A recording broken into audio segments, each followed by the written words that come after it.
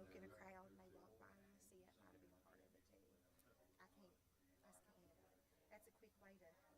I can't help it though. So, baby, where's that? Oh, I got a lot to do today. I do too. Honeydew stuff. I got places to go and stuff to do. That's why I pulled a jeans day today because I was like, I'm not running around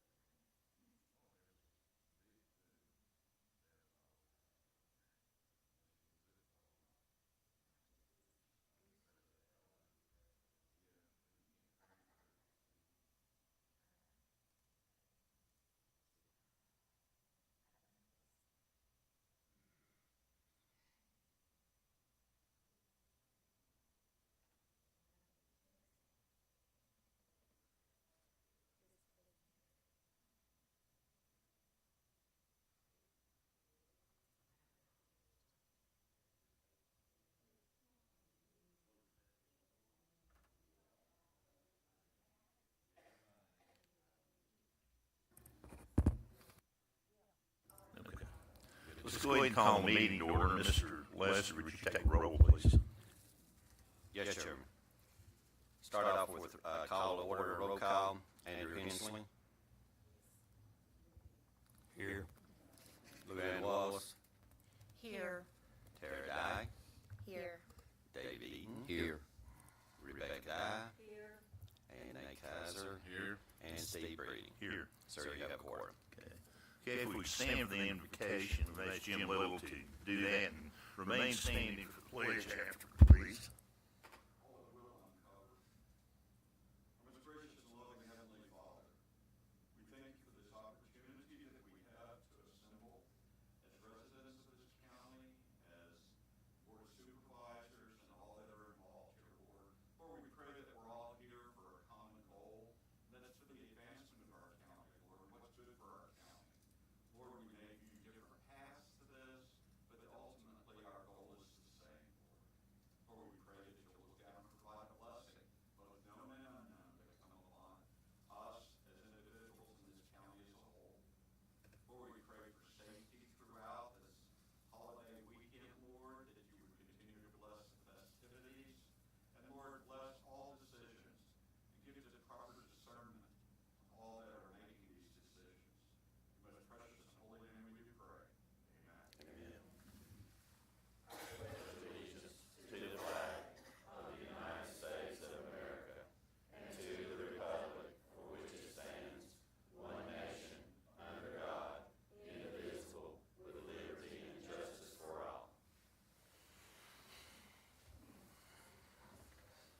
Our first item is the approval of the agenda.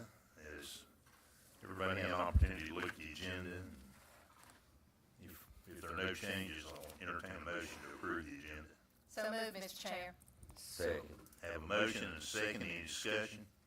If not, all in favor signify by saying aye. Aye. All opposed, like sign. There are none. Okay. Next item of business is approval of these minutes. Can we approve all these as one, in one motion?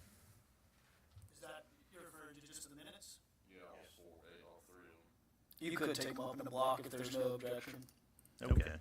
I had one thing, Mr. Chair, on Okay. June the 3rd, there's a H and a G in there, and they're exactly the same, so probably just got put in twice. Anybody else have any changes that need to be made to the agenda? Okay, I'll entertain a motion to go ahead and approve that with changes noted by Mr. Hensley. I'll make that motion. Okay, I have a motion and need a second. Second. Okay, this is a motion to approve the June 3rd, June 10th, and June 29th minutes with the modifications, corrections noted by Mr. Hensley. All in favor of this motion signify by saying aye. Aye. All opposed, like sign. There are none. Okay, next we have approval of our expenditures. I'll make a motion, we pay the bills. Second. Have a motion and a second to pay our bills. Any discussion? If not, all in favor signify by saying aye. Aye. All opposed, like sign. There are none. Okay, now we come to, we have one committee appointment here. And I understand that Ms. Nunley resigned as a schools representative, correct, Mr. Lester? Yes, sir. And they've asked that we appoint Karen Clay as their representative. So I'll just open the board to nominations. Mr. Chair, I'll make a motion for Karen Clay. She's in my district. All right, have a motion? I'll second it. All right. Any other nominations? Okay, I'll close the nominations. All in favor of appointing Karen Clay, will this be for the uncompleted term of? Yes, sir. Okay, To- which to- will be through October, so we'll have to make another one in September. Yes.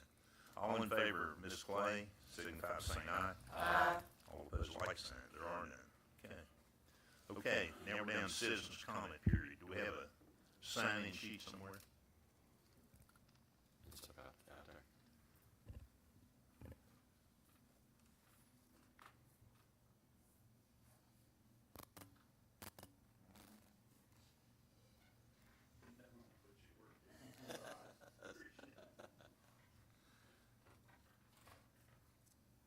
Okay, first on the sheet, I have Jim Gilbert, or Jim Little, excuse me.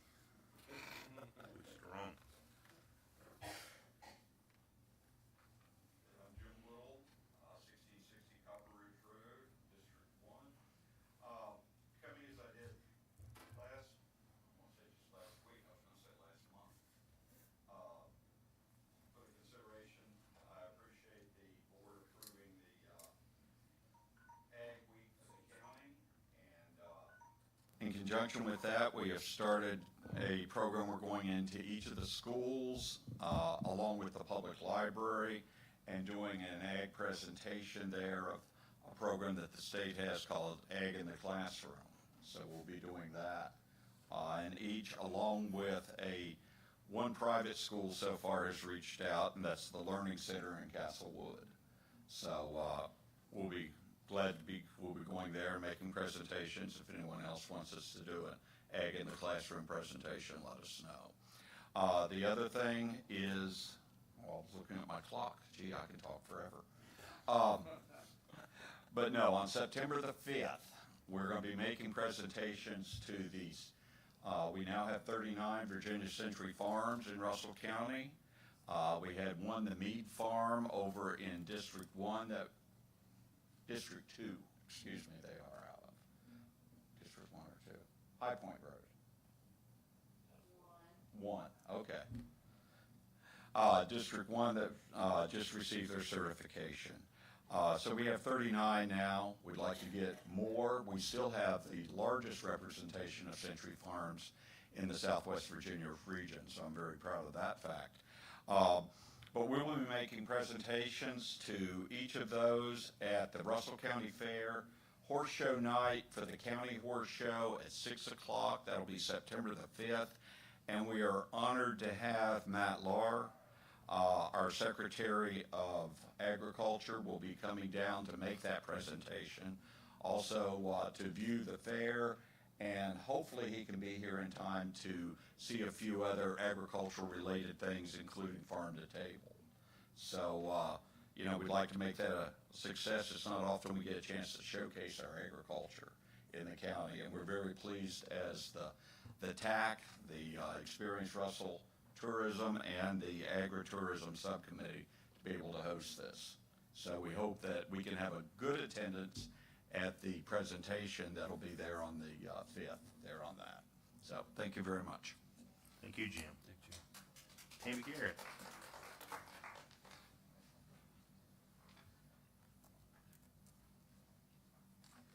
I'm Tammy Garrett from Lebanon. Good morning. This morning I wanted to address some issues that I see as long-term challenges for our county and other counties in Southwest Virginia. Historically, our area has been taken advantage of by coal barons and others out to make big money. Questionable enterprises because of our location and our rural challenges have been, in the past, typical. I think we need to focus our efforts on growing small and family businesses in our area to enrich not only our economy, but our investment in our people. We need people that care about our area. We need more small businesses, which can help us more than one big business that takes our tax breaks and then leaves us high and dry. This is called social and economic justice. And we are going to ask for that for our county.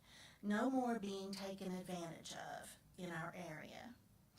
Entities such as solar farms, data processing centers, small nuclear reactors, and yes, private mega landfills are questionable proposals and raise legitimate concerns for citizens for their health, safety, and the environment.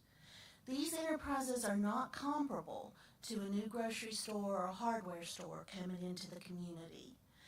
If the local governing board is considering such a proposal, they should be required to be transparent with the community and not work on these concerning projects for maybe up to 7 years or more and keep it secret from the citizens. I propose that projects such as these that may have significant health and safety effects on the community be discussed in public meetings, not in closed meetings.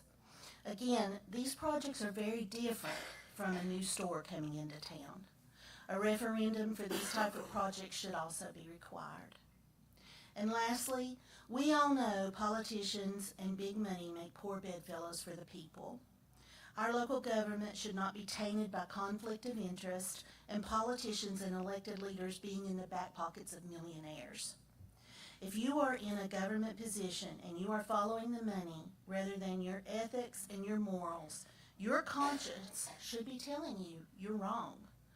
We expect our elected and non-elected government officials to do the right thing for us, not for the millionaires.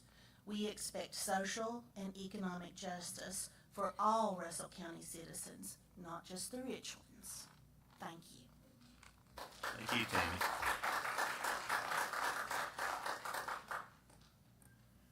That's all I have on the list, but I'll open it up if anybody else wants to make a comment.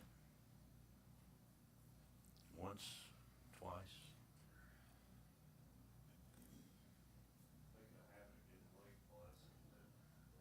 Wasn't quick enough, was it, Jared? Yeah. I just wanted to once again thank you guys for stopping negotiations on the landfill, but I wanted to address the topic of the ordinance.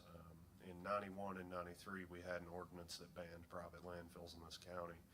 And that was done as a direct response to an incinerator and waste disposal site that would have gone on in Booty. And everything that made it a bad idea to do one then was still a bad idea when we thought about MOS 3. So I just wanted to thank y'all again and encourage you to strengthen that ordinance and, maybe put forth a new one that makes it a little more difficult next time something like this comes knocking. But thank you all for your work on it. Thank you.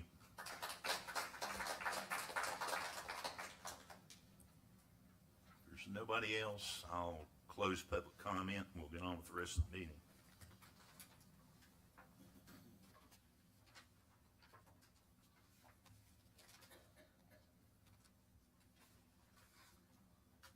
I don't see any constitutional officers here. Do you, Lonzo? No, sir. Okay. So we'll dispense with that part of the report. Now I have the county attorney's reports and requests. Will? Thank you, Mr. Chair. In the county attorney section of your agenda, you'll find two items, both relating to Secor LLC, who I see representatives from Secor here today may wish to speak. Addressing the board's concerns at the last meeting I was in attendance at, we needed to put some additional security around the issue of any, I guess it would be patients or individuals that would be put into treatment at a Secor facility here in Lebanon. And several members of the board had concerns about those who had been convicted of sexual crimes or any sort of crimes of a sexual nature. And so what I did is develop a contract between the county and Secor LLC and its owners that would prevent anyone convicted of a certain number of enumerated crimes in the contract, all dealing with crimes of a sexual nature, as well as any federal crimes. So you'll see in your packet, you've got a 4-page contract there titled Secor LLC Agreement that I believe addresses those concerns. The contract does say that in a single instance, anyone admitted to the Secor facility in Russell County that has been convicted of one of those crimes or any federal crime would be a breach of the contract, which would require immediate repayment of any amounts that the county agrees to expend on Secor's behalf, as well as $100,000 per individual admitted to Secor's premises in violation of the contract. That's about as strong as a set of, I guess we could say, guardrails on this as I could put on it. And that agreement would be subject to your all's approval as well as signature by Secor LLC.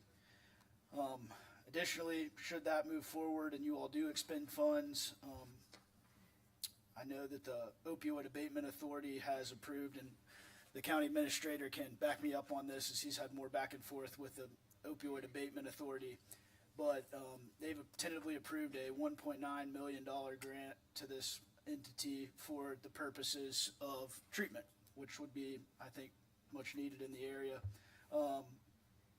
And so, only thing outstanding for us to do is have this agreement executed and then also execute an MOU with the entity C-Corp LLC before they can begin operations and receive the $1.9 million from the Opioid Abatement Authority.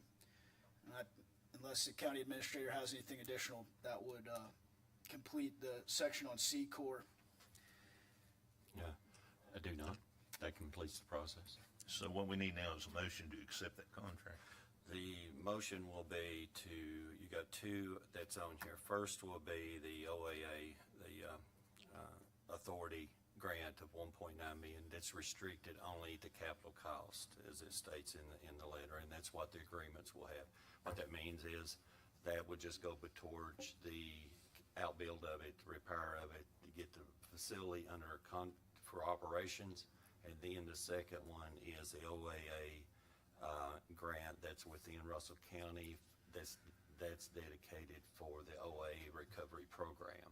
That's the agreement that Mr. Wampler had put in place that for no misdemeanor, no felony sex offenders. So We need to do these separately. do separate. Yes, sir. I have a question for Mr. Wampler, if I can. Mr. Wampler, who is going to, I guess, police that or look at that? You know, it's one thing to have it in a contract. It's another, like, who's going to be responsible for double checking? How do they double check? Because from what I understand, these are kind of, it's not quite HIPAA. It may be HIPAA, I don't know, but there's a certain level of privacy because they are still under DOC care or DOC. I don't know if you call it care, but they're under that, and it's not like you can just call and say, is Joe Smith there, you know?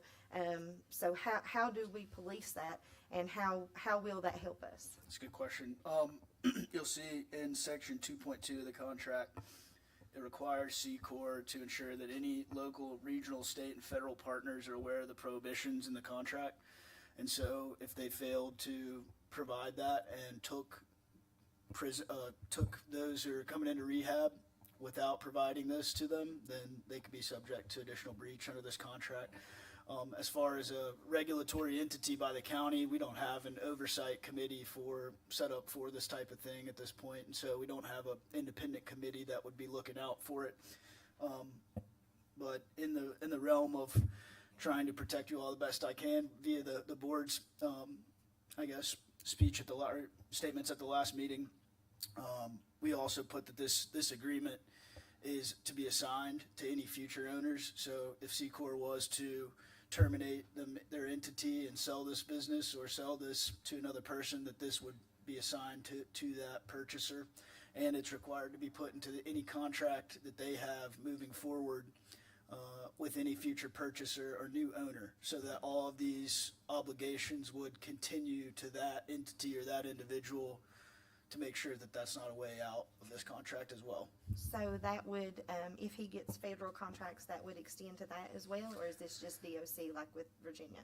The provision in section 2.2 would go to all state and federal partners relating to DOC or any correctional facility. However, the conveyance or transferability kind of issue where they could transfer this business to someone else and then this contract would mean nothing, that is in there as well. It has to be assigned as a part of any contract that they have to sell or convey any of their membership interests in the LLC. Are you through, Tara? Okay. I have a question. There is no application for the Russell County money, and it comes from the state pot of money, and one of their requirements is an application. And it's a very straightforward application. Do you not have one? Did we not get one? I mean, that it is mandatory that we do, and all previous recipients of money have presented us with an application. On the previous applications, that was given during the previous board meetings when C-Corp first came available. So I will get an updated application from the OAA authority itself that C-Corp had put in for the 1.9 million, so that way I can get the state to be able to do it. We do have our own application, and at the time C-Corp had put in a application that was based off of pro forma figures that, estimates, that's what pro forma.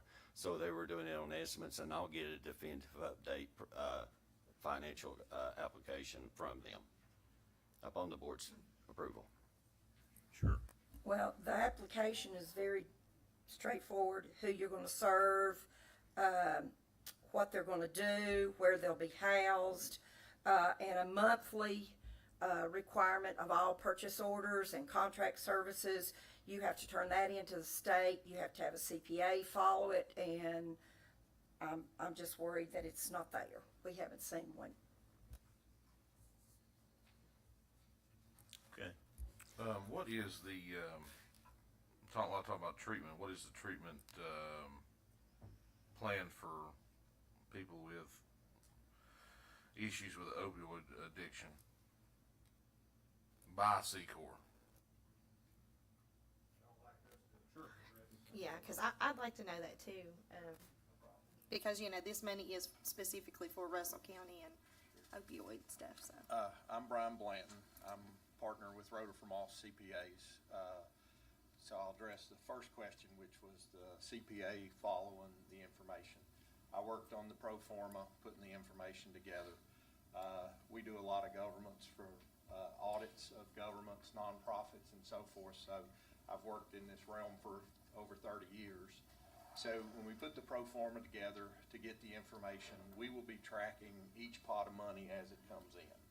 So we will be able to designate what the Russell County money is versus any other locality, and we'll track those. So we'll have that information available. So if you, as a county administrator, need a report on how those funds were spent, and we have to report that anyway under the capital improvements.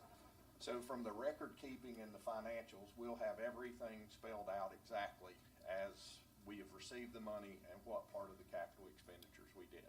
And we have no problem sharing those if needed for each part of the money. As far as the programs and so forth, I'll let Doug or Jessica speak to that. I'm Jessica Smith, co-owner. Back to talking about who would police the sex offenders. First, I would want everyone to know there's a town ordinance, obviously, that you cannot house sex offenders there due to the ordinance. Secondly, the DOC, it is an entirely different contract for sex offenders, and we do not have a contract for sex offenders. So we do not have that with the Department of Corrections, so I just want to make sure people are aware that is a whole different contract you have to have with them, and we do not have that contract. And have no intention. No intentions of that, no. And then Doug, the Do you program. wanna- The program, we've got our own counselors at the facility as well as Cumberland Mountain that's going to partner with us for all the treatments. I have another couple of questions, Doug. Have you been following the state procurement regulations on bids and contracts on any work that's been done? You've done bids, you've advertised them, and you followed that procedure? We have not advertised. This has been something that we've been doing ourselves. And your job descriptions, you haven't done that, you've done all the hiring on your own. After you get your money, your 1.9 million, will you have to go back and hire based on job descriptions and the federal laws that you're going to have to follow? Well, the 1.9 is all capital, so that's not for operations. So there won't be any. So right now, you've already done everything on your own, all costs is your own. Are you gonna reimburse yourself with this money, that 1.9?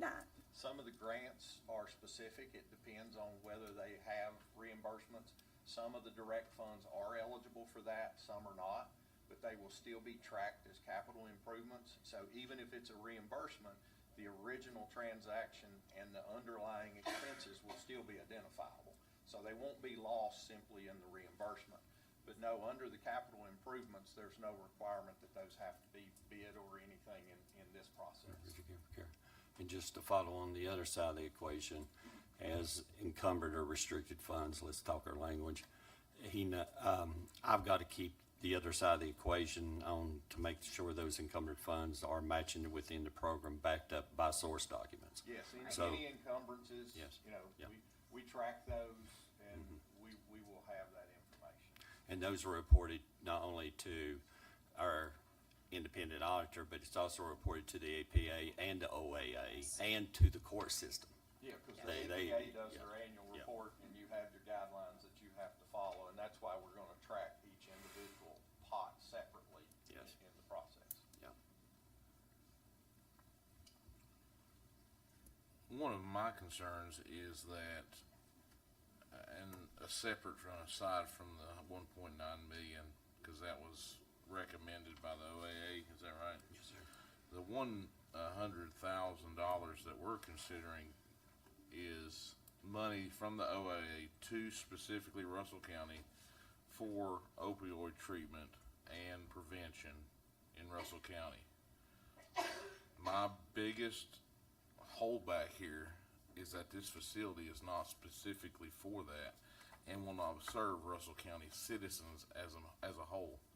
And talking with people from the previous C-Corps and people associated with DOC, this facility, and you correct me if I'm wrong, will receive inmates from all across Virginia and not specific to any drug-related charges or anything else. It's just pick of the litter, I guess. And so that's my concern is we've been charged with making sure this money goes to treatment and prevention in Russell County to help Russell County. And it seems like we're going to be using this money to help all of Virginia with all of their criminals, not necessarily specifically for OAA. Well, one of the issues is the huge impact that the opioid has had on the police forces of the localities. And with the other localities that have put forth their opioid money in this, it's an effort to look at saving on both the police force and those dollars. Because understand, if they end up in the local jail or regional jail, if in through this process, then that's taking taxpayer dollars, local taxpayer dollars to do this. With the DOC pays those fees for those individuals. Also, this is part of wanting to be part of the solution, not the problem. So the opioids, and the reason that these settlements continue to happen is because of recognition of what these opioid problems have been to the small communities. Wise County, Lee County, Scott County, Dickinson County, Russell County, all of them. So the purpose in this local match money is for when those opioid individuals come through, you're training them to do budgeting, to get back into the community, work inside the community, and become productive citizens. So these funds are designed to be part of the solution. The problem already occurred when these opioids entered into our localities. We've all experienced that. I dare say everybody on this board I've had tons of clients that have had children that have come through rehab and so forth. So this is a major problem.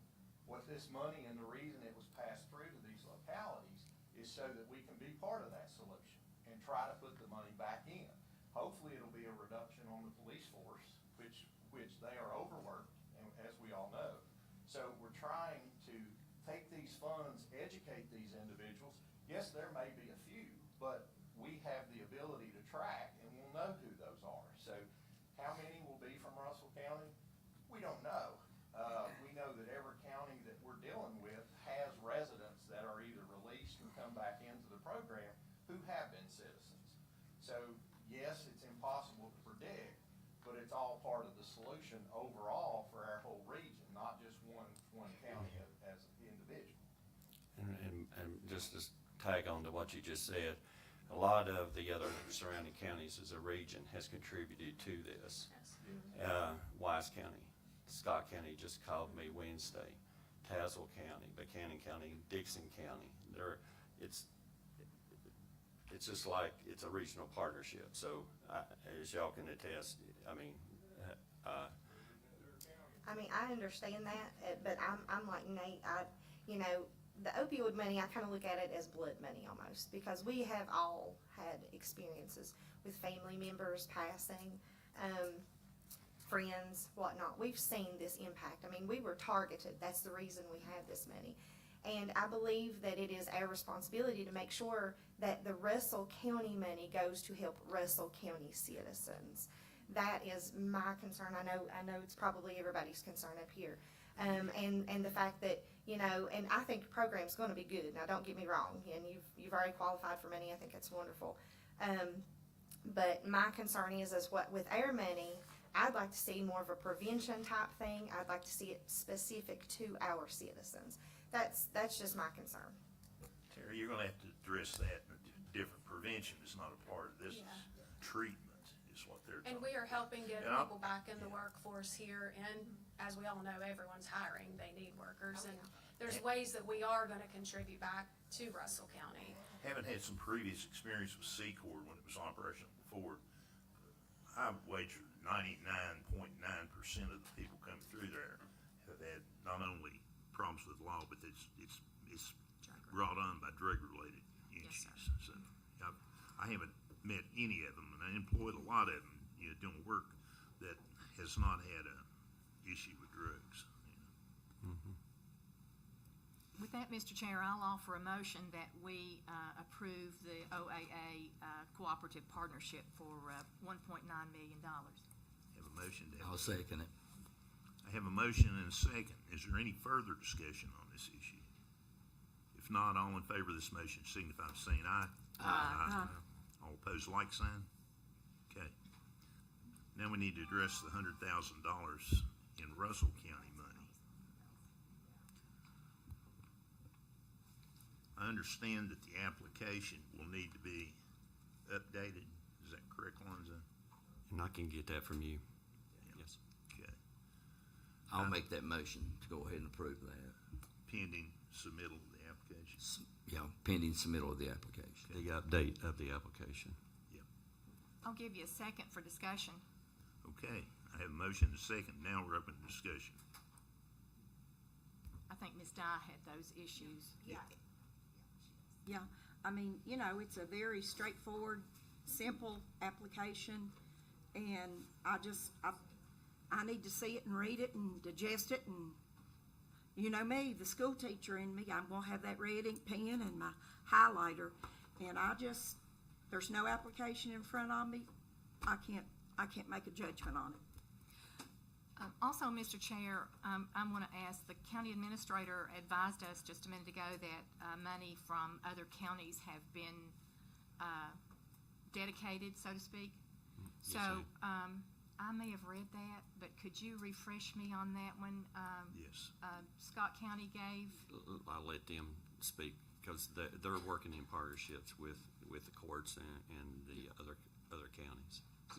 Scott County's agreed to partner with us. Wise County, Lee County, we've got another meeting with, and Tazewell County has agreed, but we've got one more meeting with them And as well. Buchanan. And Buchanan County, we'll have. Could the I first get meeting with amounts? them. Can you divulge amounts to us? Scott County was 75,000, Wise County was 200,000. Scott, 200,000. 200,000 from Wise from County. Wise, 75 from Scott. Yeah, and then what's on the table for? 75, I think, for Tazewell, but we're meeting with their OAA committee. And then it's the same, Buchanan County, we've got to meet with them, not quite sure on the amount yet. But when we met with their head person of their committee, he felt it would be very similar of what the other requests were. I see. Thank you for clarification. Thank you. Any further discussion? One more thing. I've talked to Senator Pillion about this. This has been endorsed by Senator Pillion and their committee. I know we've had this issue. If anybody else, you know, has any particular plans or things that we could do to help these people. I have family members that don't live in Russell County, but we're facing the same issues they live in you know, in the Mount Rogers district. My hope would be, and my sister-in-law is married to the executive director of the Marion Hospital. He runs the facility. I serve on the Cumberland Mountain Community Service Board. There's a widespread problem And my prayer would be that we could help somebody. Absolutely. You know, I mean, if you save one person, you know, I look at it as that. I mean, you know, I want to take care of our Russell County citizens because of the issues, but I'd like to break that cycle, and I'd like to have a facility that would help people get back into the workforce. When we first got elected, we took over some facilities to try to curb the debt and fix the facility. And I had a couple of ladies come to me because they had felony charges. One lady couldn't get her child back, and she wanted a job. And it's hard for those people to get a job. It's hard for them to get back into the system. And we as a board, we helped a couple of these people get work at the waste sites, and it didn't matter what they could do. They just wanted to change their life. She ended up getting her child back, and she called me once a week to check in to let me know how good she was doing and that she was going to beat this thing. And I'm telling you, it's the mental illness, and I'll tell you, we seen it when I served on the town council with Honaker. We would have even police protection because our police officers was doing transport services. They were going all the way out to Richmond and all the way out to Chesterfield and taking a patient when we should have had them here in our county, you know, doing the services and the jobs. So I understand that, but if we could save one life, no matter who that life is, I believe we're doing a great service to save that life. And I appreciate what you all are doing. I know it's a huge endeavor, but if this is endorsed, you know, by other counties and other people, they see the need as great as we see the need. And I have talked to Doug. I know you all are Russell County people, and any Russell County person that gets put in a regional jail, if there's a bed available, you're going to take those Russell County people. I know you are.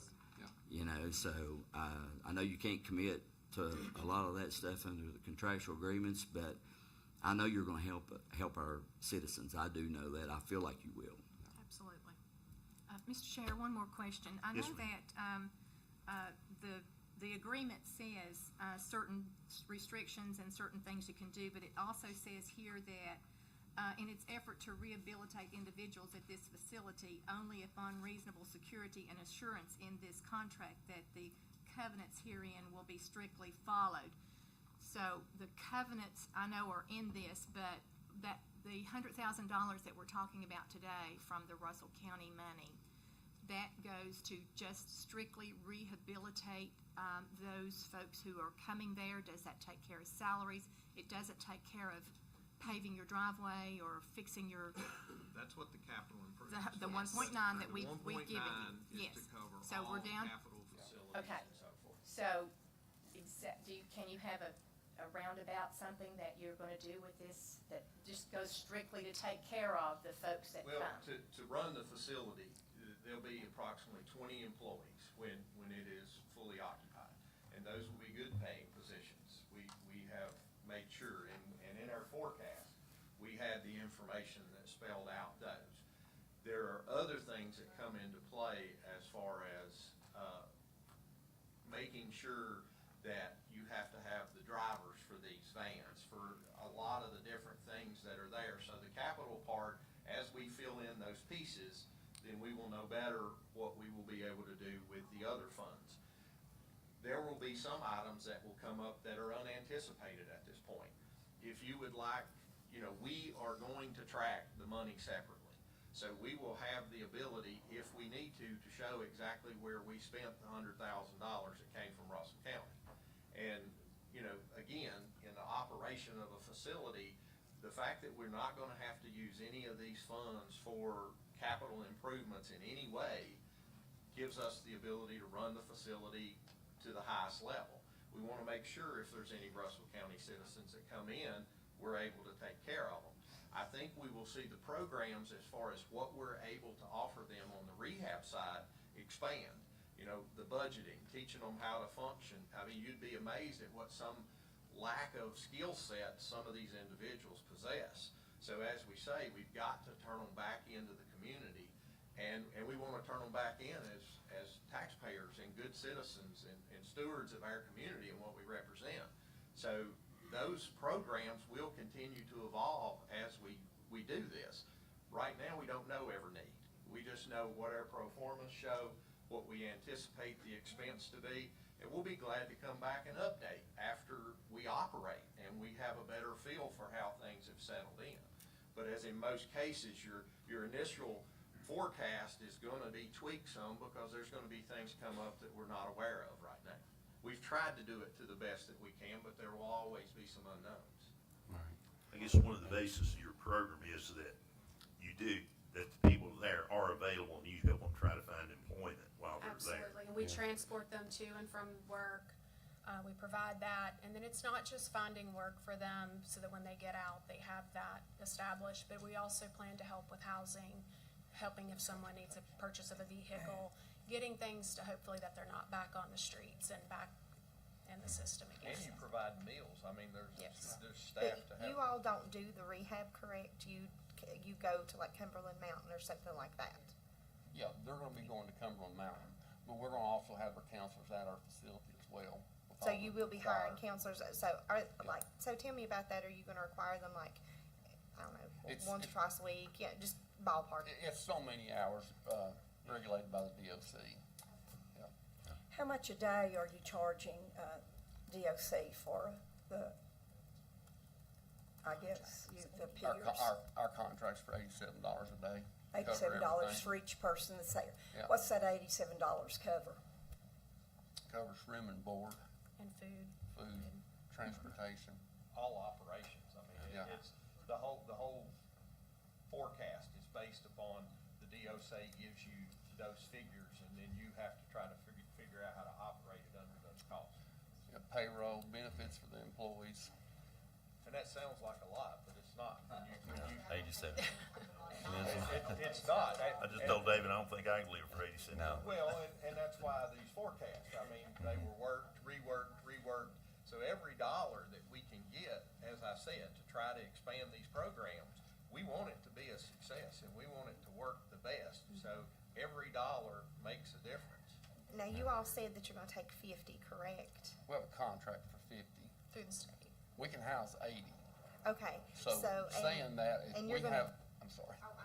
You're gonna get all 50 jobs and that sort of thing. Do we have enough for that around here? Well, we're gonna be transporting some to Washington County, maybe even, Tazewell, but maybe even Wise County. But that's gonna be the limit of it, I guess. So you are a for-profit or you are a nonprofit? Yeah, that was asked before. Yes, we are for profit. Yeah. So the real estate will all be taxed and paid to Russell County in the whole process. Now, back to the OAA grant. Under our restrictions, Russell County, because of our male and female recovery houses, we carry in the state under the OAA the gold standard. Russell County is the gold standard in Southwest Virginia. And that's why the legislators looked at us, and the other counties are given 75, 200,000. It's not just because of they know that we're the gold standard. And we carry that seal. So when these availables that come up, that's why it was located here in conjunction with the courts, the DOC, and the networks that are between Southwest Virginia counties. Yeah, As this it is a says, regional we're the heart facility. of Southwest Virginia, This is a regional facility that just happens to be located in Russell. Russell County. I had another question too about the jobs, and you're a 90-day program, correct? Yes, ma'am. Okay, so once they complete the 90 days, do they stay here? Is that how that works? Are they gonna be Russell County citizens? Are they? They can be, or they can actually go back to their locality, but that's gonna be up to the probation and parole and the judge. So a lot of that's gonna depend upon their offenses and if they're on probation and whatever, right? What the Because judge- some people probably will be on probation after your program, About but, all of them will. okay. Mhm. Will the Purdue Pharma settlement a few days ago affect it? Listen, the board is here to ask questions, okay? Got any more questions from the board? Any more discussion? The regional facility comment, this is not a regional facility, this is a state facility. This is gonna take people from Hampton, from Alexandria, from Richmond, from Tazewell County. Am Yeah, I off call there? that a regional facility, though. Yeah. It handles the whole you know, southwest region, you know. On the East Coast, they have a couple facilities up there. There's one in Roanoke, there's one, I'm wanting to say in Richmond, but they're dotted over up that way a little bit. We don't have a facility, west of Roanoke. I But understand. if they only have a couple up there and they do have more population, therefore more inmates, then it makes, like, just by numbers, they're gonna be sending us more than we'll be able to see, or we'll be sending you more than probably the Southwest Jail will. I mean, Wouldn't you every guess? now and then, we're gonna get somebody from on the East Coast, I'm sure. I mean, know I'd say probably more than ever now and then. I mean, I know as a teenager when I worked, I ended up working with some individuals from, and I don't know if it was Secor or whatever, but they were not from here. And they had a lot of people there that were housed that were not from here, not even Southwest Virginia, like out east. To piggyback off Tara there, that's been my experience in knowing people who have hired these people. In the past, when Secor was running, the majority of the people that come in were from the East Coast. Well, I've found that not true, because I've hired tons of them to That's- do that. So have I. And They've that located around, I found, had some from Hayside, some from over in Smith County and Washington County. That also- That was under the old Secor. That also depended on the previous owner, whether they were gonna accept people from the regional jails and the local judges and we have met with Buchanan County, Commonwealth attorneys, they're all in favor of Secor, they all wanna utilize it, use it, help the regional jail cost. So, I understand what you're saying, and maybe that was your perception of it, but I don't know how much they offered that to the So regional. what is your ability to select, or is it just whoever comes? Yeah, Is just it just DOC. whoever No, DOC we can sends, say- or do you select, We can say yes select or who no. comes? We can turn them away. So how's that work? What's that look like? Is that a list, you get a referral list, and it says, these are the people who need a place, and you pick who you want? And it'll be with the probation and parole that we're gonna work with, the local probation and parole.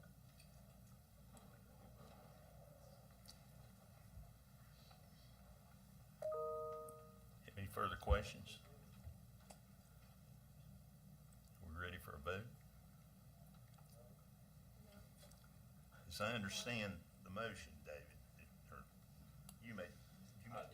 David made the motion, or Lou second, okay, is to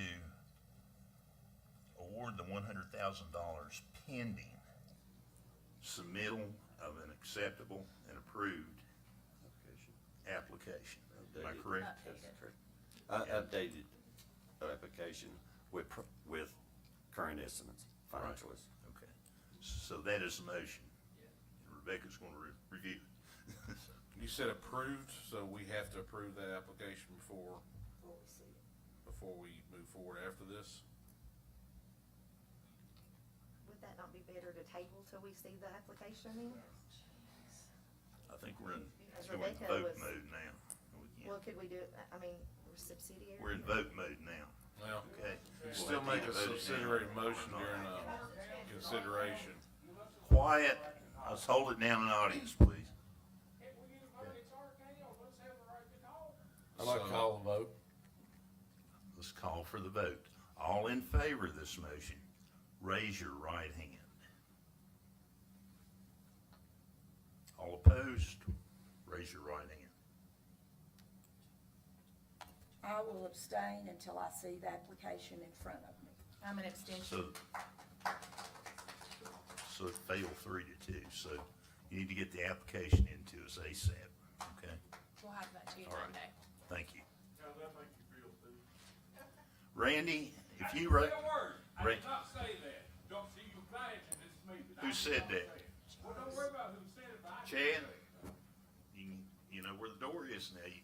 This is for the board, it's not for the audience, okay? our town and county. I don't care. If you interrupt the board, I will have you thrown out, okay? Okay, listen, we're gonna get on with the rest of the business. This is the board's business. Community had the opportunity to speak, and they didn't, okay? I'm sorry for this disruption. I'm sorry for this interruption. We have to talk before we get a chance to say what's going on. Randy had the opportunity to come up here and speak, and you didn't, so That's because we didn't know what they were gonna say. We should be able to rebut them. I'm sorry, Randy. But that's what it is. That's what y'all got your heads up on.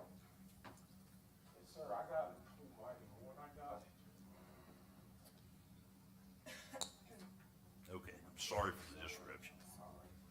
Okay, Thank you all. Thank you. thank you.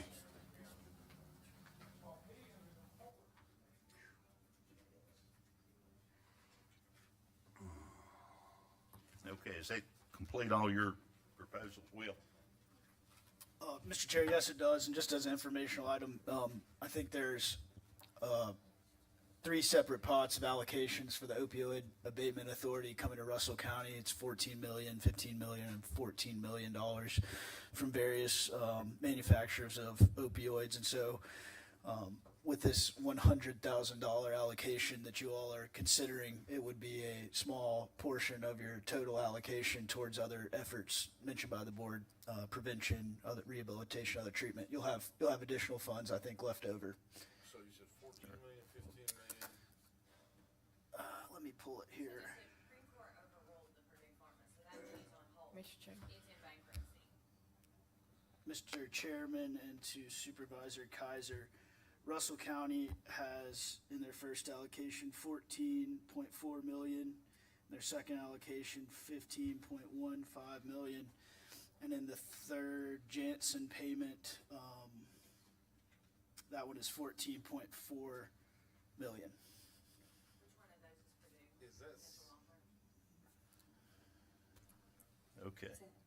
Is that, Okay. how does that Mr. work? Lester. Is that all, so all that money comes to Russell, that's Russell County money?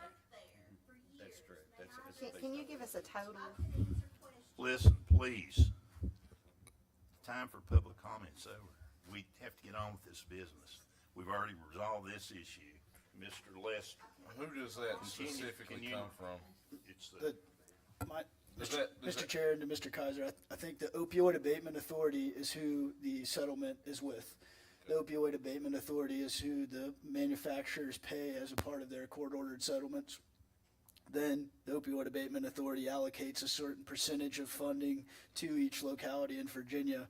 And those numbers that I just read off are from the April 2023 report of the Opioid Abatement Authority. If there is any impact from other manufacturers that are not listed in those 3 buckets, it hasn't been published by the Opioid Abatement Authority yet. And so I would say that's a reasonable grounds to know what your total amount long-term is for these allocations.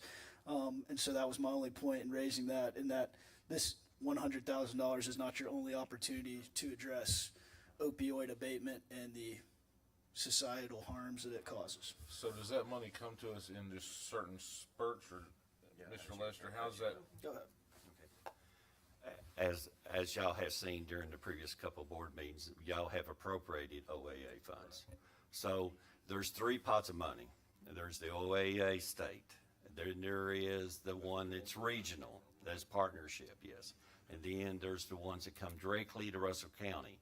Now those OAA funds ordered by the courts, because Russell County during our first beginning, we jumped across before the state did and sued the companies. We had our own regional ones and partnerships under the Chafin Law Firm, and with Pillion and the rest, we went after the opiate companies at the beginning. So we reaped the benefits of that. So we've got our own allocations. So we can work like we did with this C-Corps. They can go after the state money, which is not our money. They can go after regional money as a regional pot, and then we can sit back and allocate to the prevention and treatment and recovery programs that we want. Right now, the only ones that we have allocated out to was for programs like prevention on Narcan. We have got 2 recovery houses that house only Russell County males and females, which are, like I said, are carrying the gold standards. So we are good at this. So we ain't carrying the gold standard for no reason. So we work with the other mental health cares, we work with the courts, we work with the judges, and the system is in place and it's working really well. We got many of these employees that we've got in these programs. You will see them in our facilities. That's why we have 4 maintenance personnel in the county only that handles 477 miles, and the rest are done within these programs. So we are very good at it, and again, it carries the gold standard. So, but as far as when the money is Back to received. that. I didn't mean to get off It, track. it comes in pods, and pieces, from several different. We do settlements. right now, our local share that we get appropriations based off the corridors. They come in at different times, and as y'all will know, you have to pre-approve anything that we put into restricted funds or any funds at all. Second thing, we have about $600,000 that that's currently in our general fund. It's appropriated and restricted by OAA and for prevention, treatment, and recovery. So that's what we're done for. Only ones that we've ever allocated to is our 2 recovery houses. We are very protective, and that's why we're carrying the goat seal. So I hope I answered that. That's a long way around the block, but it's part of the program. So is that money is being held at 43.9 million, Mr. Walker referred to as a total? Is that being held by the OAA for Russell County, or how does that work? The OAA had their own litigation from the state that it depends upon, all of it comes through the OAA, whether it's the direct or indirect payments or regional. So the OAA appropriates based off of what they get in. We've got our own case that has to come through that we appropriated on our counties. So it'll come in at different amounts and different times and different allocations based off the number of suits. Did I miss anything? And just to support that a little further, McKesson, Cardinal Health, and Amerisource Bergen are the 3 distributors of opioids that contributed to the OAA settlement. 55% of their monies go to the OAA, the authority itself, 15% to the Commonwealth of Virginia, so the state got a settlement share of the money, and then 30% directly to the cities and counties of the state. And so that's how that was allocated. The total amount of the settlement was nationwide, $21 billion. So, the total amount of the opioid abatement settlement is $21 billion, split up amongst 50 states, and Russell County shares in 3 distributions, $14 million, $15 million, another $14 million. Mr. Chair? Yes, ma'am. I don't want to keep us here all day, but for the purpose of understanding more, Mr. Lester, perhaps you need to put that contract and all that information into a folder that everybody can get to on what happened with that money and when it came down and what we can and cannot do with it, and the 3 different pots and how it's directed. Yeah, with the new board members, I agree. Yes. We'll drop that down because that took us years to get in place. Yes, And a lot of litigation back and forth, and that way you can have the perimeters of the programs and see how it's divided out. So I will include what I've got from the OAA and the guidance on it, and Will can bring in the contractual and the litigation. How's that? Okay. Mr. Lester, Yes, sir. County Administrator reports and requests. Mine's easy now. Mine is first one on the county administrator reports and request is the road reporting system as well as you can see. Those are the ones that we have reported back into VDOT as issues. Take a look at that. Second report is I was waiting on VDOT for the road report system, and I'll send it out to you separately. That's right now we're just doing paving and the routes. I'll get that to you. The one that's came up on the report is it started off, as everyone knows, we're going through not much rainfall right now. I mean, it's getting bad. So the DEQ Drought Watch Advisory Declaration, this is one that came through the state for, conserving water, plus also for the region and for the fires that are occurring right now. And everybody knows that, it doesn't take much one to ignite. Over the last couple of weekends, last weekend we had 3 brush fires. We've had a couple this week that we've been able, and lucky to contain no fatalities, no property damage, but we do need to look at this. Take a look at that as far as the drought, as the watch, as we continue. They're supposed to be over the next 10 days because Morristown reports to us and the rest of the nation's, watch advisories, the department of the state and the feds. So as you can, conserve water as much as you can, because this looks like this is going to go way into the September, October. And I'm pretty sure the farmers already know this, so they're aware of it, and Jim's shaking his head yes. So this is not a couple of weeks long. This is going to go El Nino, and will progress as the summer goes on. Next on the county administrator reports is, as Mr. Hensley had talked about last week, and the reason I hadn't posted the Russell County audit and the APA audit is they just got done on May 31st, 2024, and we'd had other things on the agenda, like the landfill. So I didn't want to get it intermingled. So here I have, so we have got the independent report from, as of May the 7th, 2024, which is 167 pages. The auditor's report as of May 31st, 2024. Both of them are on the site. So take a look at those if you want to. Next is we talked about the drought, is the Russell County-wide burn ban consideration. So this is what we have in place to be able to restrict burn bans. That's in addition to what the state forestry and the state has in place. So I only put this on the agenda for consideration because we didn't know what the weather was going to do. But as we look again at the forecast, it doesn't look good in this region through September, October, as far as water totals and accumulation and forecast. So as the emergency management director for the county, if the board does not feel comfortable right now implementing a bird ban, because it does affect certain operations and farmers, and we're very much aware of this. We do this over the years. So as emergency management director, if we don't get any accumulation, we don't get enough rainfall, y'all can actually give me the directive to implement, and I'll put it back upon the board, but you can do it since you've already seen it.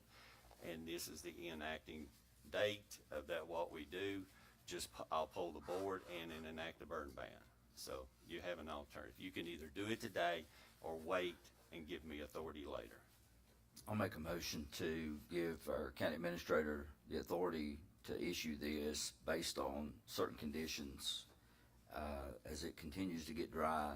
We've had a couple of major fires, one in my district I was pretty concerned about, and thankfully our forestry division and our local fire departments was able to take that out. We've had, and it was based on a power line falling in the drill community that caught the woods on fire. So I want to thank our first responders for taking that direct action, being able to get that out, because that could have spread pretty quickly. But that's my motion.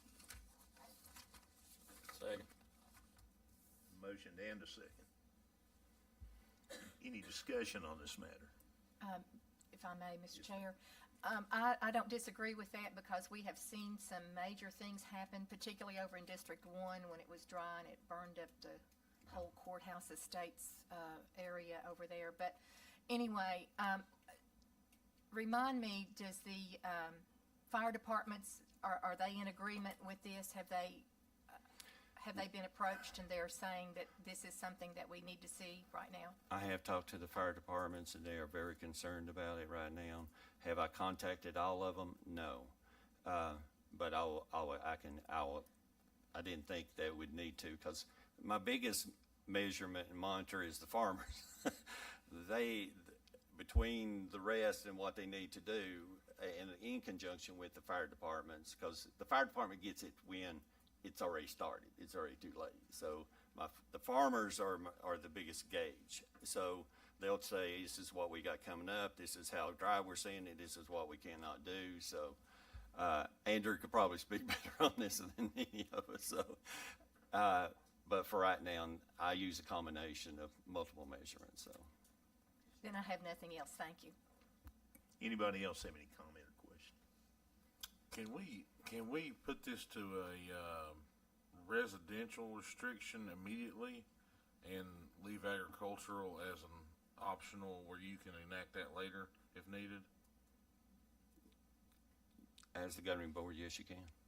You can restrict it to residential only. And then, I'll have to and then change give it. you the option to go Yes, sir. further as needed, because I don't want to put restrictions on farming activities.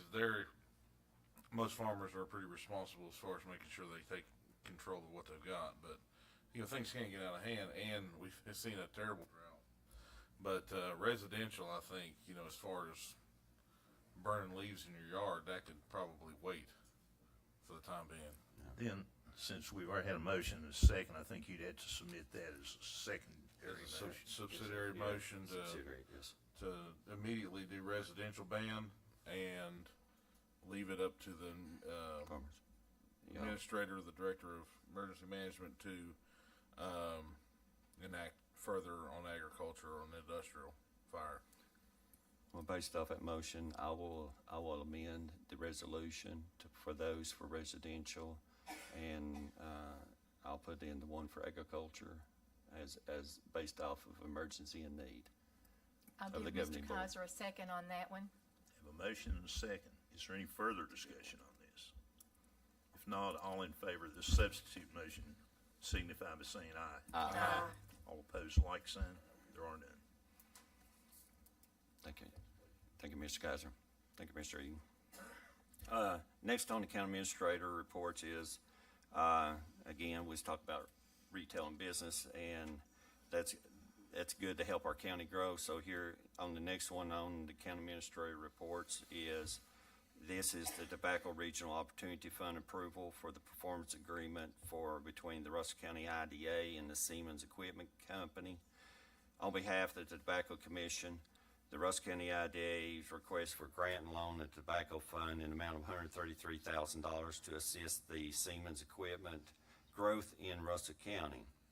Half of this award is available in advance as a zero interest loan, and while the other half is to be distributed as a grant after an agreed performance metrics have been achieved. This approval is based on your request of April the 3rd, 24, indicating that Siemens equipment will create 75 new jobs with an annual salary of $55,677 and invest $7,490,000 in Russell County. So I need the approval to accept the Tobacco Regional Opportunity Fund and the performance agreement. So moved. A motion to have a second. Second. Motion and a second. Any discussion? Yes. Yes, ma'am. Clawbacks.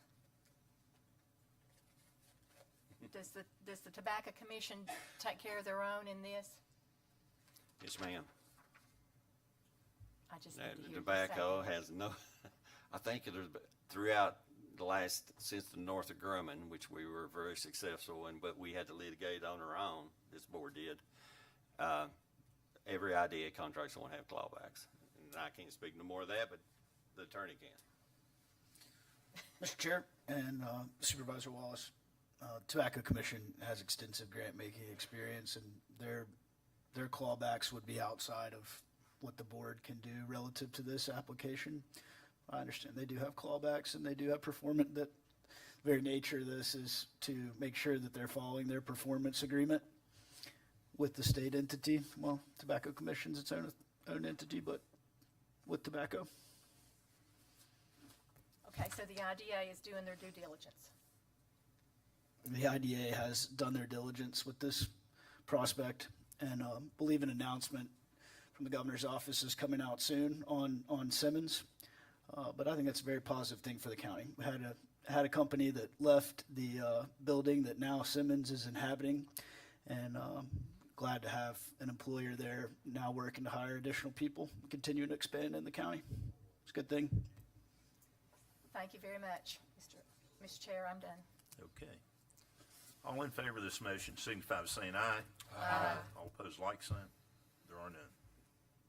Thank you, Chairman.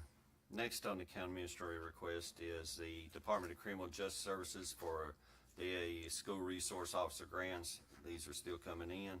On grant number 25-290C for $244,728 and 25 515A for $163,152. I need approval for appropriation. So move. Have a motion by Mr. Eaton, second by Ms. Dye. Any discussion? If not, all in favor of this motion signify by saying aye. Aye. All opposed, like sign. There are none. Next on the county administrator request is a Russell County resolution support for the VDOT Smart Scale Route 1980 project. And this is a project that I have been working with the Department of Transportation into the Route 1980 area and just to put it up on the map, this is where the Route 19 turns down in Route 80 in the Rosedale area. There has been multiple incidents, especially T-boning during that area in that intersection, as everyone knows that lives in that area. That's a very dangerous. Even though we have, as you can see, there is a side distance there that it depends on what kind of vehicle you set in, lower you set or into a truck, but the side distance is limited. And this is the new design by VDOT that they are approving to do restructure this intersection. As you can see, we are going to be encroaching into the median to make that more of an accessible sight distance that we can see on both north and south on Route 19. And as you can see, as you come off of Route 80, we're trying to get an on-ramp that will give the opportunities. That way you don't, everyone knows that comes out of Honecker, they shoot across or they shoot out, and this is one of the issues. But VDOT has already preliminary put this on as a safety project because of the number of incidents based off of this design. So I need an approval for resolution support for the VDOT Smart Scale Route 19, Route 80 project. I'll make that motion. Second. Have a motion and a second. Open for discussion. Mr. Leslie, they're going to continue with 2 lanes, aren't they, on either side? Yeah, as you can see, you can that's see the 2 lanes. crazy. We're going to separate them out and go into the medium. Yes.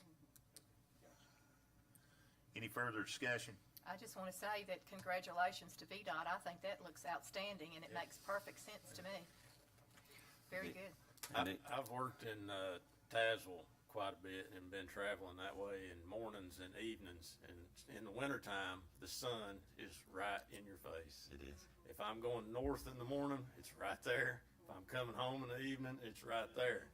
And I have personally ran that light because I thought it was green. And when I got right to it, it was red. Wasn't nothing coming. I kept coming. So if they can do something with that light until you can, I don't know how you would put a background on that until that sun isn't hindering you. But that's my only comment, because I could have been one of those T-bones that you mentioned, or I could have hit somebody else. And as everyone knows too, that travels Russell County a lot, we actually had 2, the Route 19 and 80, but we also had the 1958 intersection on our list too. During the analysis, we're trying to look at the same concept, and this will be on the future, we're still working on it. We got hindered when we were coming out from 58, coming on the 19 through the intersection, we were going to take the median, but problem is, we're trying to figure out, because there's a subdivision up there, we're just going to have to take the crossover out that people come in and out of as the on-ramp. So give us a little bit more time to work on that. So that's future news. Okay. Is there currently a flashing light there on each side to warn of light changing? Yes, as you approach, you'll see it actually kick on into a yellow status. Okay. Yes, and a lot of people don't understand that. It flashes when you're getting near red. It's timed. From that flashing light down to the red light, that thing is timed to time. It will go from green to red. Yeah. Yeah, there's one in Washington County at Big John's like that. If it starts flashing right before you get to it, you know to stop. You're not going to make the light. So yeah, that's a good point. Any further discussion? Okay, where's the? If not, all in favor of this motion signify by saying aye. Aye. All opposed, like sign. There are none. As mentioned at our last board meeting, I've got a request for the sale and the surplus and sale of the home and property on the 58 May Street in Lebanon, Virginia, that the Board of Supervisors own. I will turn it over to the treasurer for surplus and sale. I need a motion for approval. So move, Mr. Chair. Second. Have a motion and a second. Does this sell with the tax properties, or will it be an individual sale, or how will the sale be conducted? It will be, as far as, now this is into the treasurer's realm, because the board can sell itself. The treasurer will be selling, but if you're having a tax sale, why not put it in a way you have majority into the audience? So, we'll try it. We're going to put a minimum bid on this thing, but to ensure that we get what it is actually not appraised at on county records, because everybody knows we're going through the reassessment, but the current market value. Okay, that was gonna be my next question. Yes, So market value, yes. So I need approval. Any further discussion? Okay, all in favor of this motion, signify by saying aye. Aye. All opposed, like sign. Thank you, Good. Chairman. Next on the county administrator reports is the Russell County Sheriff Department for Mutual Aid and Cooperation Agreement for the Law Enforcement Services. This is procedural with Washington County, Smith County, Buchanan County, Tazewell County, Dix County, Scott County, and Wise County. Since Russell County touches 7 counties, it's a mutual aid agreement for security services if we need them or they need us. So I need approval. I'll second it. I have a motion and a second to approve these mutual aid agreements. Any discussion? If not, all in favor of this motion signify by saying aye. Aye. All opposed, like sign. There are none. Thank you, Chairman.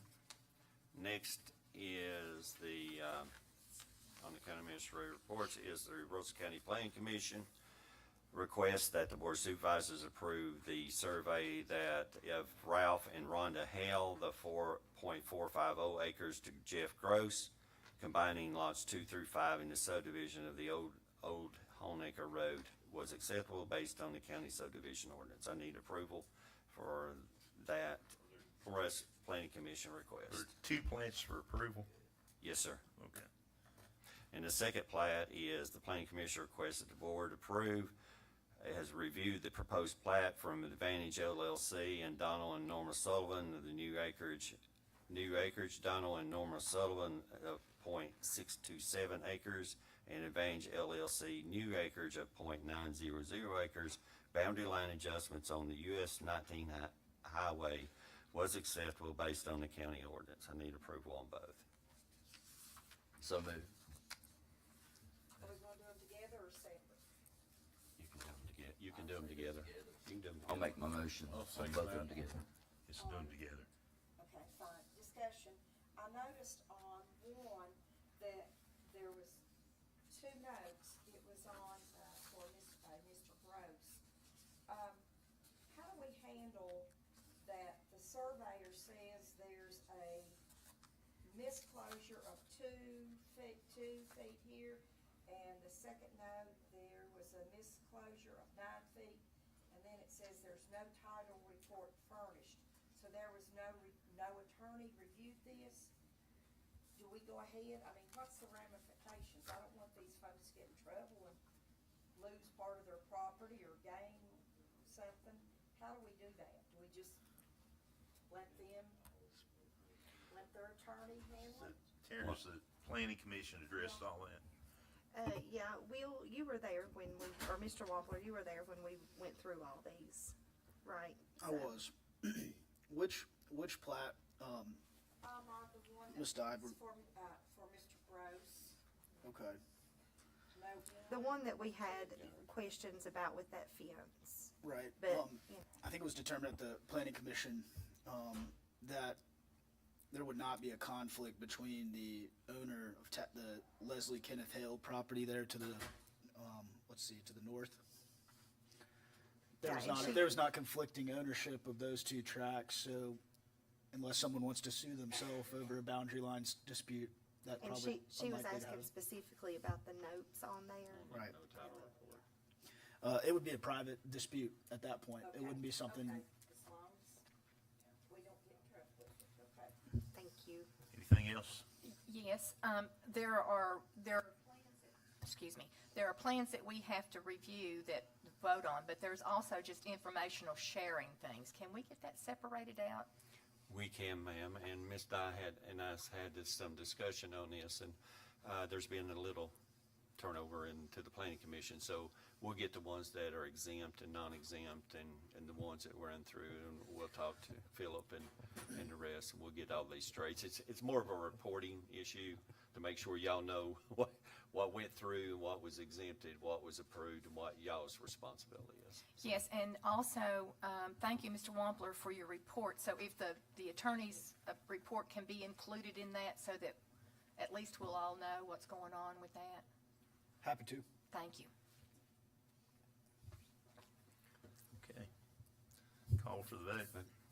All in favor of this motion, signify by saying aye. Aye. All opposed, like sign. There are none.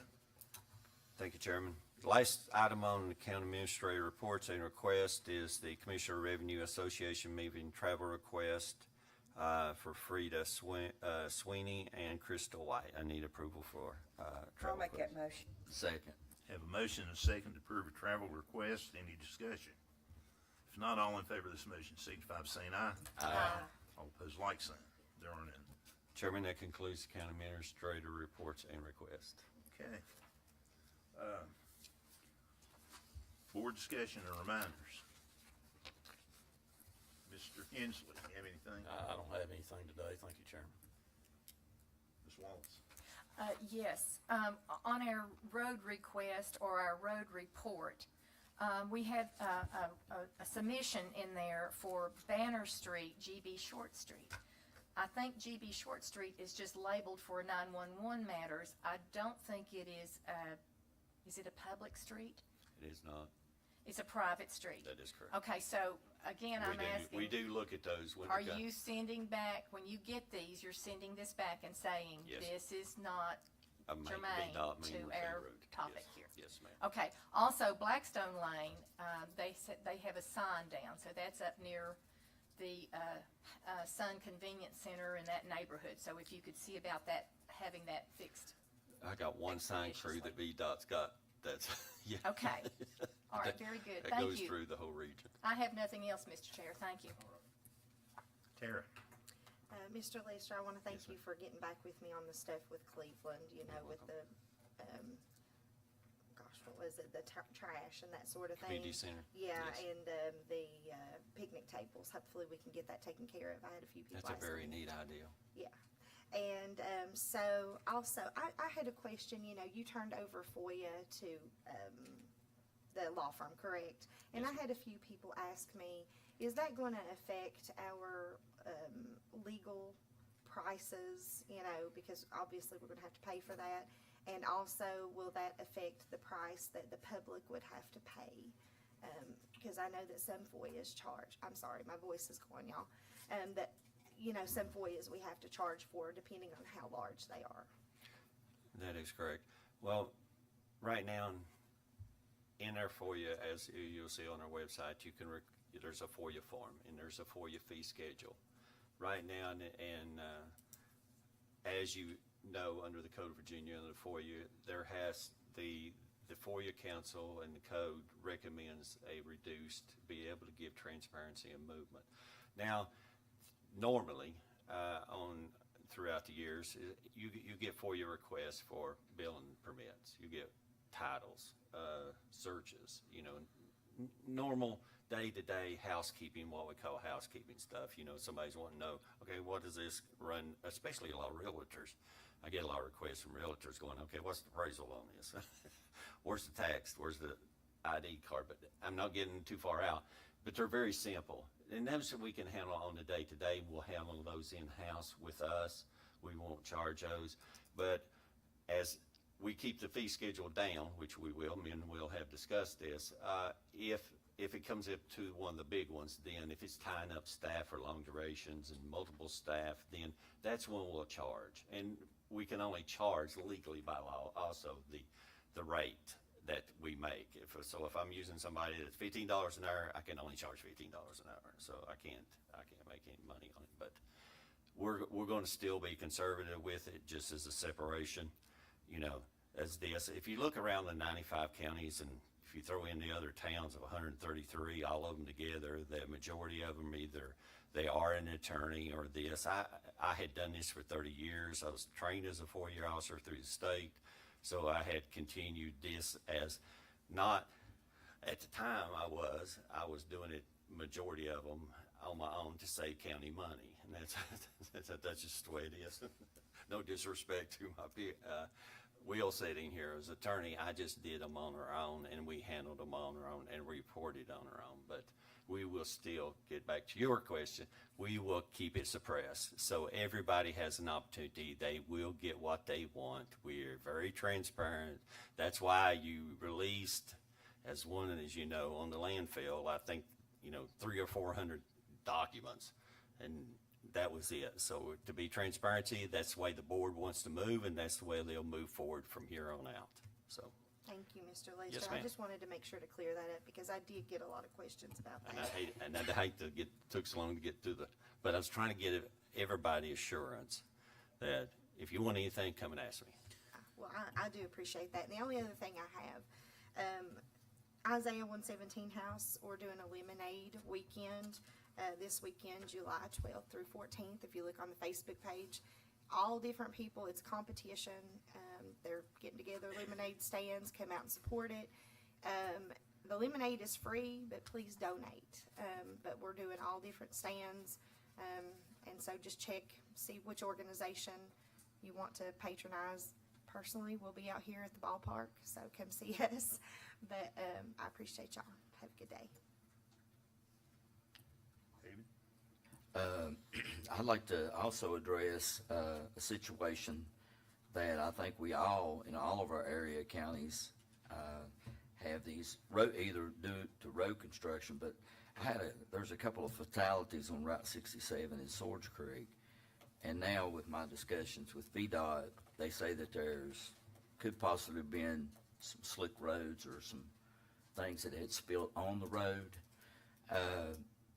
I would like to request that anytime we have these issues, that a lidded sign from VDOT be posted in regards to this situation. I mean, people that are driving on these highways or on road construction areas and stuff like that, if they don't know, it's imperative to them to slow down or to know there's any kind of oils or things. But I think VDOT needs to put a sign up until the problem's fixed. So, I've had conversations, but if we as a board could look at our area districts, and when there's pending construction or things that are going on, I think we need a lidded sign to inform our citizens what's going on. So the second thing I have, on August the 3rd,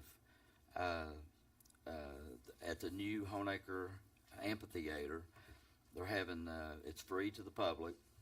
They're going to have Carson Peters and Iron Mountain and 67 Northbound Bluegrass Band there. Bring a lounge chair and come out and enjoy this is the first Route 80 festival that's going to take place, and they have plans to continue to have these types of events. So I just wanted to advertise that for them, so I can go home and be safe and not get choked. So I wrote that down 3 times just so I wouldn't forget. So, but I do want everybody to come out and enjoy it. Bring a lounge chair and just enjoy the festivities. So are they having a ribbon cutting that day? They're not big into ribbon cutting. I'm not big into ribbon cutting, but we just want to kind of advertise. We're going to advertise, but I think they are going to have a ribbon cutting. My wife is 49, and if anybody can motivate you, Miss Wallace can with working on grants and getting things done and offering her assistance and help in that regard to who to talk to and who to apply for. But my wife has been able to get 6 grants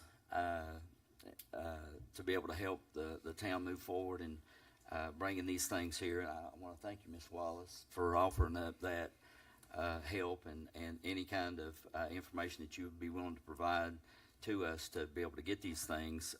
It works, and it helps our region. So I'm really grateful. I can't give away all my secrets. That's what you've told me before.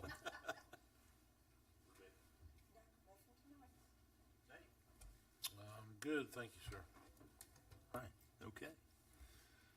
That being said, I need a motion to adjourn. So Motion. moved. Second, Second. everybody. All in favor signify by saying aye. Aye.